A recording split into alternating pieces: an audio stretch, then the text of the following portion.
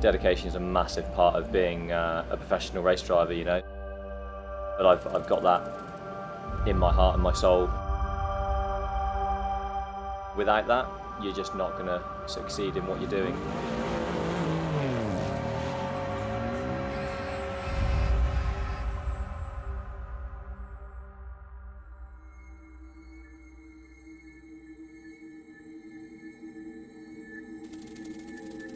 Dedication is so important to get at the top level of racing.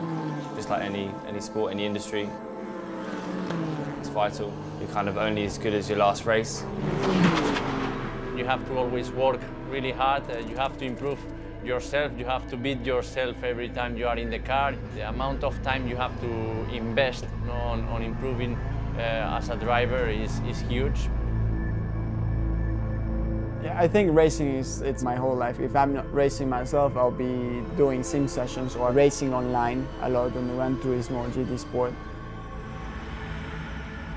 Racing's my life, so without that, I'd be nobody.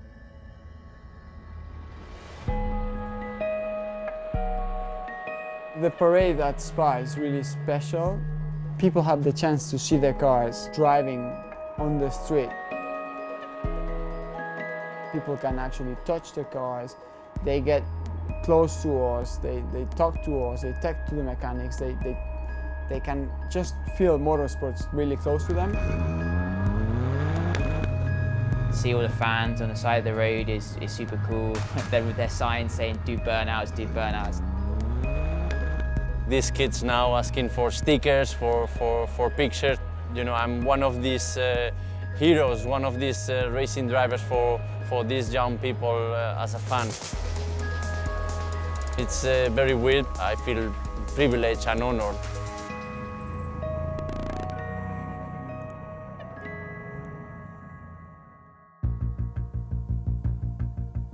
Spa 24 hours is the highlight of the year. It's the hardest and the longest race of the season. The prep that goes into Spa 24 hours is just immense. Every time I've spoken to the team, they're just working on the car constantly. They're always on it, you know, with a spanner, they're doing something on the car. The dedication and the commitment of the team and the drivers has to be 100%. Well, average week, if you are not racing, I'll be in the gym, I'll be in the sim. I do a lot of cycling, which is very good for race car drivers. You can simulate what you're doing in a race car in terms of PM. You know, you stay for 3-4 hours in the bike, so it's similar to the time you are in the race car. It's the best thing you can do for race driver fitness, you know, so it's 3, 4, 5 hour rides, and that's exactly the sort of fitness that you need to be fast in a race car for long periods of time. You have to train hard at home in your fitness. You have to train a lot with the team, test days, and everything has to go perfect. So dedication has to be 100%, and that's the way to succeed.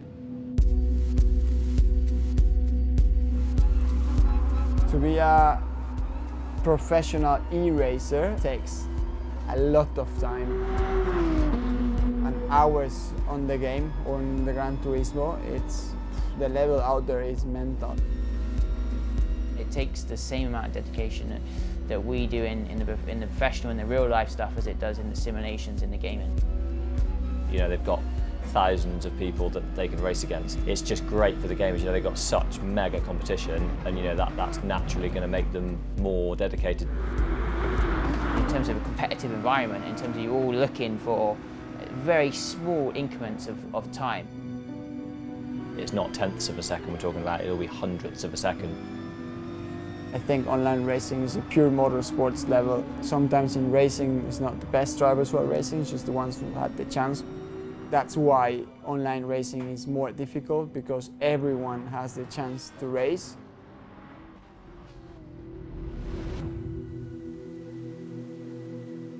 Spa 24, qualifying, it's the toughest one, you know, it's not only the toughest circuit of the year, but it's the toughest track to get a clear lap. We've got more cars than we do at any other race. out, guys. We have to be in the top 20. That's All we can do is fly 3 laps. yeah. So the target is to get inside the top 20 to then have Super Pole tomorrow, and yeah, hopefully we can bring it all together between me, Al, and Lucas.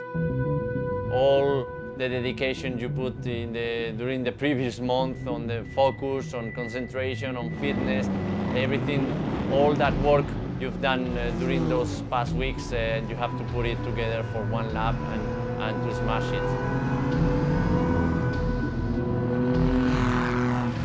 Lap 1 I got blocked, I got traffic. But then a clean lap in lap 2 and I just made a mistake. Yeah.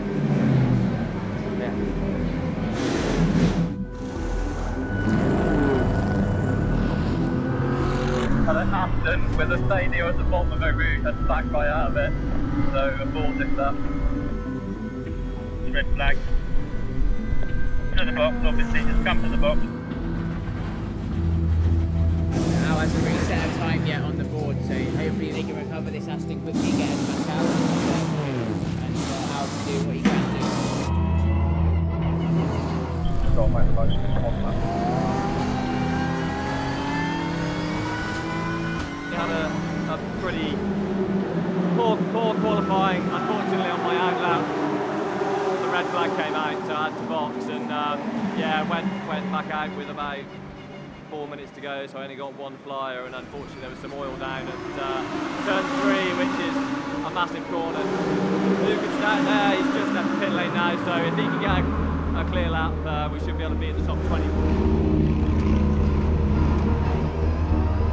So here you've got the Nissan, which is currently 21st on average and is 0.02 of a second away from being into the top 20.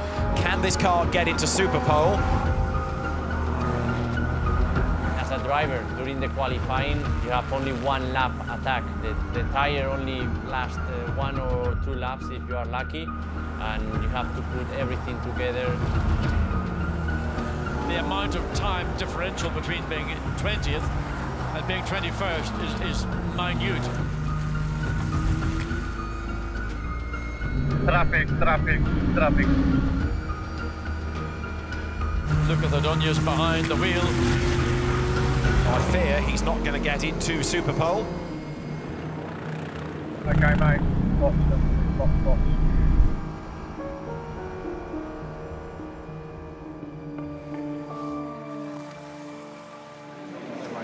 Try it. Yeah, thank you so much. Yeah, very disappointed. We just missed the Super Pole attack tomorrow for just 200ths of a second, something like that. So we are P21. No matter how much dedication, the motivation that you have to do well, some things just go wrong at the wrong time. Tomorrow is another day, 24 hours race. It's a long race, and anything can happen, and we know we have a strong pace for the race, so we will push for that.